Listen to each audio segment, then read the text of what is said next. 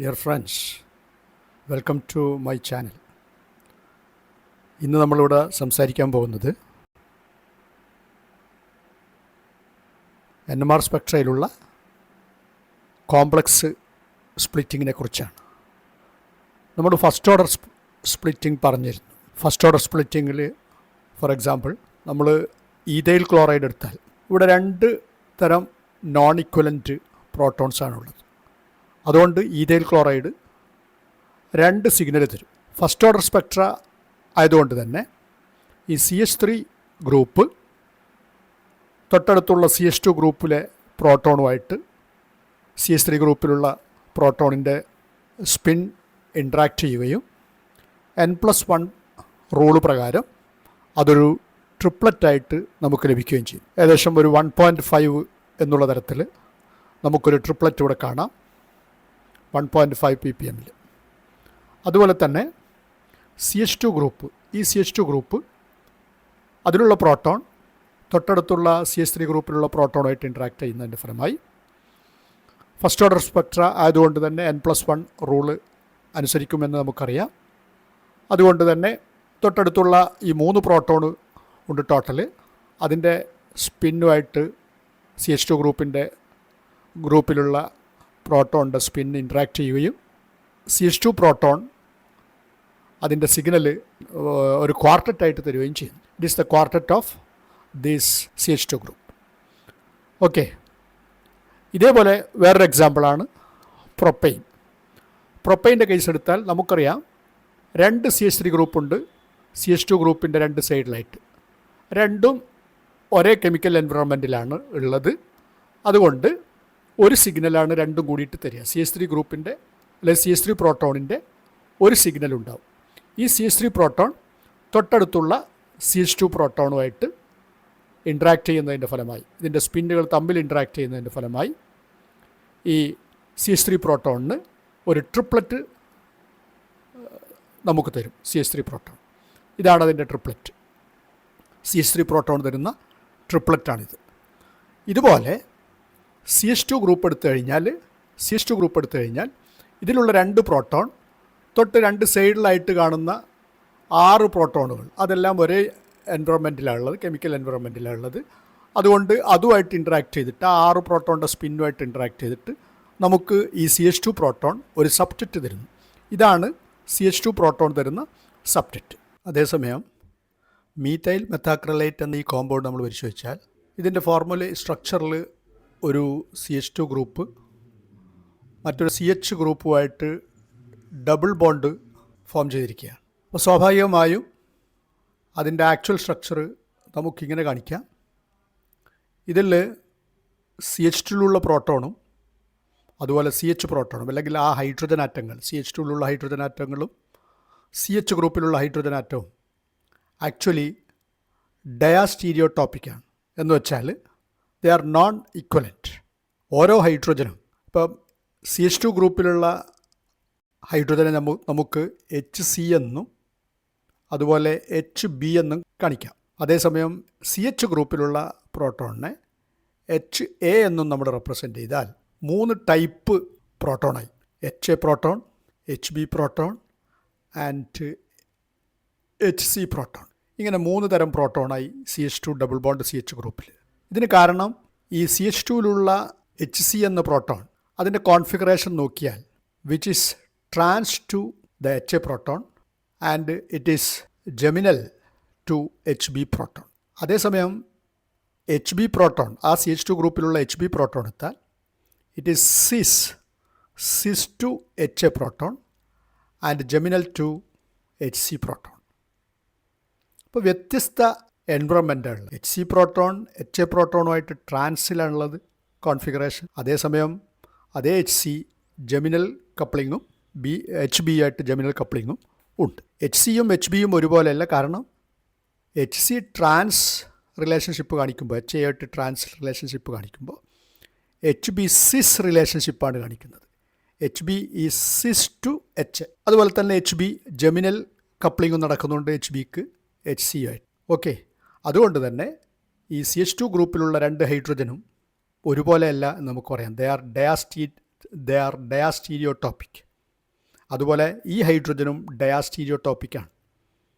അതുകൊണ്ട് നമുക്ക് 3 സിഗ്നൽ കിട്ടും.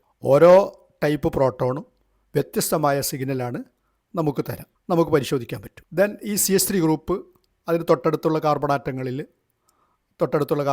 ആറ്റത്തിൽ പ്രോട്ടോണൊന്നുമില്ല, അതുകൊണ്ട് തന്നെ ഒരു സിംഗ്ലറ്റ് തരും. നമുക്കിവിടെ കാണാം HA, HB, H ഈ 3 തരം പ്രോട്ടോണുകൾ 3 പീക്ക് തരുന്നതായിട്ട് അല്ലെങ്കിൽ 3 സിഗ്നൽ തരുന്നതായിട്ട് നമുക്ക് കാണാം.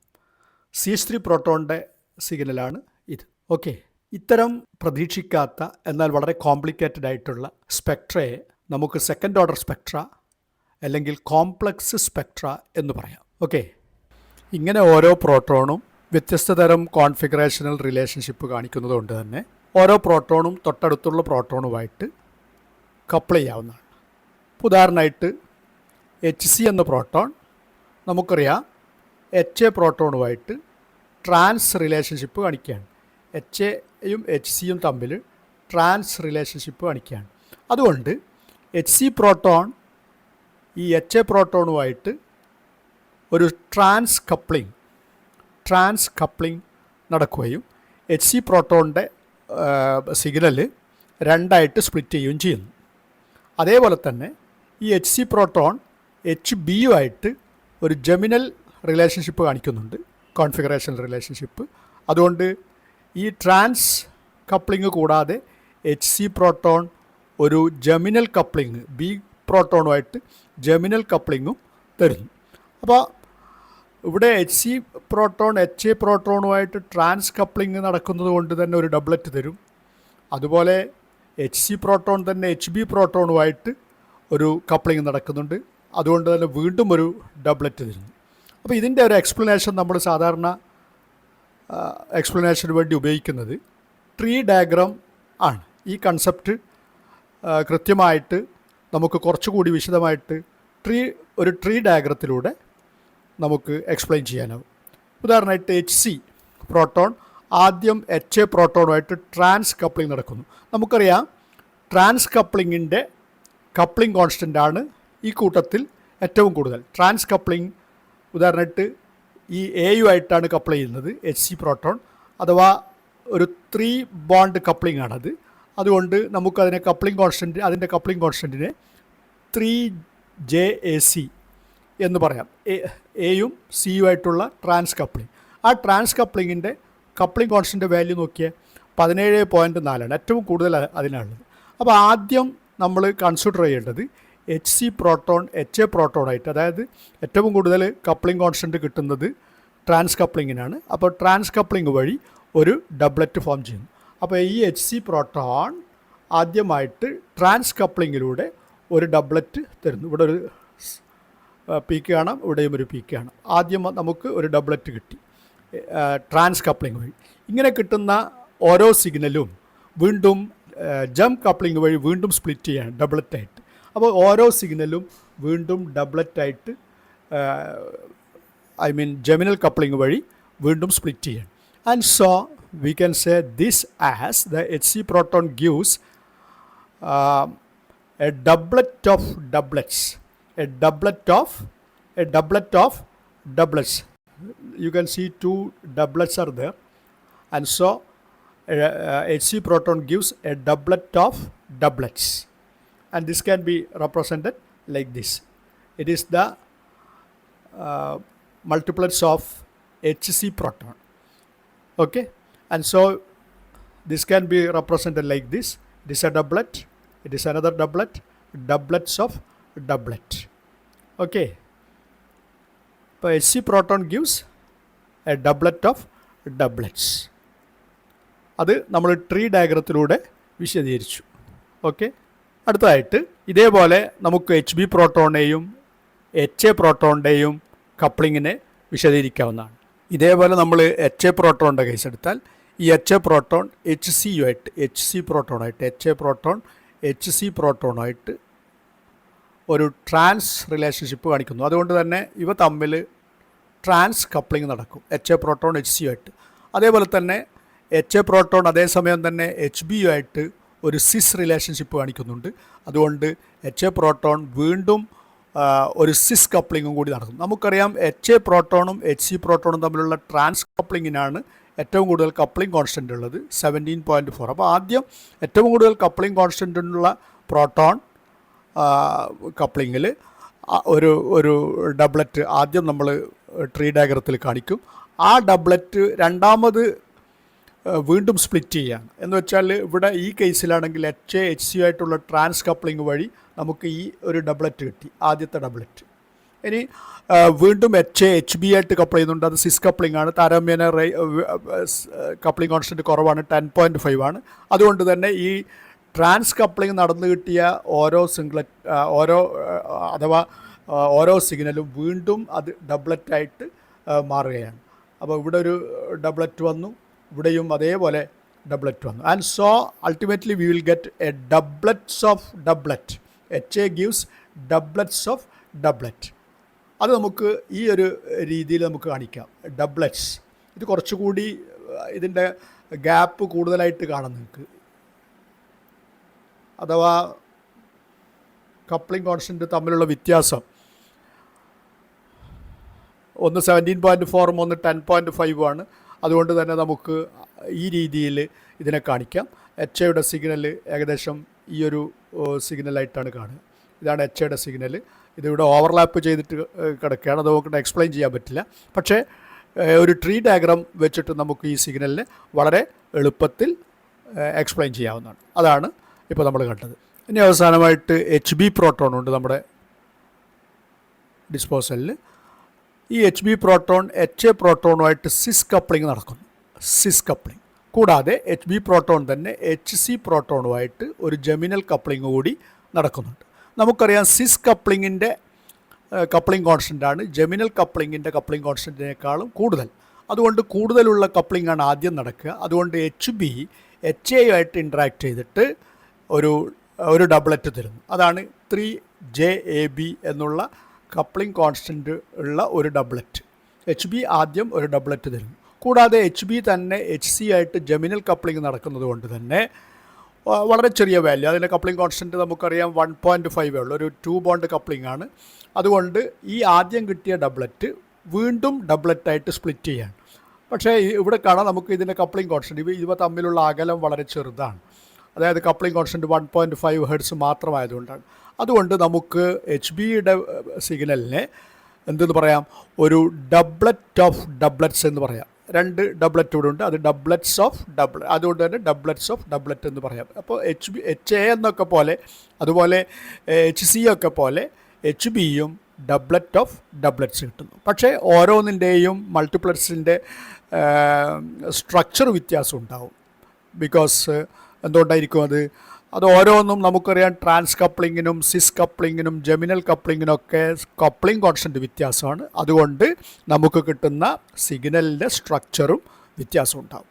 ഓക്കെ, അപ്പോൾ ഇവിടെ നമ്മൾ ഈ ഡയാസ്റ്റീരിയോ ടോപ്പിക്കായിട്ടുള്ള പ്രോട്ടോണുകൾ ഇക്വലൻ്റ് അല്ല തമ്മിൽ,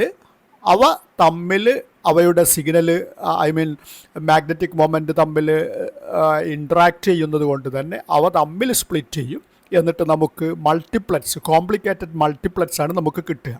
അപ്പോൾ അതിനെ കൂടുതൽ എക്സ്പ്ലെയിൻ ചെയ്യാൻ വേണ്ടിയിട്ട് നമ്മൾ ഉപയോഗിക്കുന്ന ഒരു ഡയഗ്രമാണ് ട്രീ ഡയഗ്രാം. അപ്പോൾ ട്രീ ഡയഗ്രാം വെച്ച് നമ്മൾ ഓരോ സിഗ്നലിനെയും ഈ ഡയാസ്റ്റീരിയോ ടോപ്പിക്കായിട്ടുള്ള ഈ മോളിക്യൂളിലുള്ള, അതായത് മീഥൈൽ ആക്രിലൈറ്റിലുള്ള ഓരോ പ്രോട്ടോണിനെയും, മീഥൈൽ ഗ്രൂപ്പ് ഒഴിച്ച് ബാക്കിയുള്ള ഡബിൾ ബോണ്ടഡ് കാർബൺ ആറ്റത്തിലുള്ള ഓരോ പ്രോട്ടോണിൻ്റെയും സിഗ്നൽ നമ്മൾ ഓൾറെഡി എക്സ്പ്ലെയിൻ ചെയ്തു.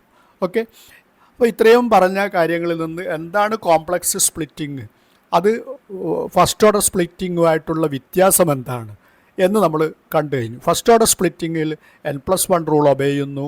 അതുപോലെ അത് പാസ്കൽ ട്രയാങ്കിളിലുള്ള ഇൻറ്റൻസിറ്റി റേഷ്യോസ് ഒബേ ചെയ്യുന്നുണ്ട്. കൂടാതെ ഇത്രയാണ് കാര്യമായിട്ടുള്ള ഡിഫറൻസ് ഒരു കോംപ്ലക്സ് സ്പെക്ട്രയും അതുപോലെ ഫസ്റ്റ് ഓർഡർ സ്പെക്ട്രയും തമ്മിൽ. കോംപ്ലക്സ് സ്പെക്ട്രയിൽ നമുക്കറിയാം പാസ്കൽ ട്രയാങ്കിളിലുള്ള ഇൻറ്റൻസിറ്റി റേഷ്യോ ആയിരിക്കില്ല ഇവിടെ തരിക. അതുപോലെ N+1 റൂൾ ഒബേ ചെയ്യില്ല. അതുകൊണ്ട് തന്നെയാണ് ഇതിനെ കോംപ്ലക്സ് സ്പെക്ട്ര എന്ന് പറയുന്നത്. അത് കുറച്ചുകൂടി നന്നായിട്ട് ട്രീ ഡയഗ്രാം വെച്ചിട്ട് നമുക്ക് എക്സ്പ്ലെയിൻ ചെയ്യാൻ പറ്റും. ഓക്കെ, അപ്പോൾ ഇതുവരെ നമ്മൾ ചർച്ച ചെയ്തത് എന്താണ് കോംപ്ലക്സ് സ്പെക്ട്ര എന്നും എങ്ങനെയാണ് ട്രാൻസ് കപ്ലിങ്, സിസ് കപ്ലിങ്, അതുപോലെ ജെമിനൽ കപ്ലിങ് നടക്കുന്നതെന്നും അത് വഴിയുണ്ടാവുന്ന മൾട്ടിപ്ലറ്റ്സിൻ്റെ സ്ട്രക്ചർ എങ്ങനെയായിരിക്കുമെന്നും നമ്മൾ കണ്ടു കഴിഞ്ഞു.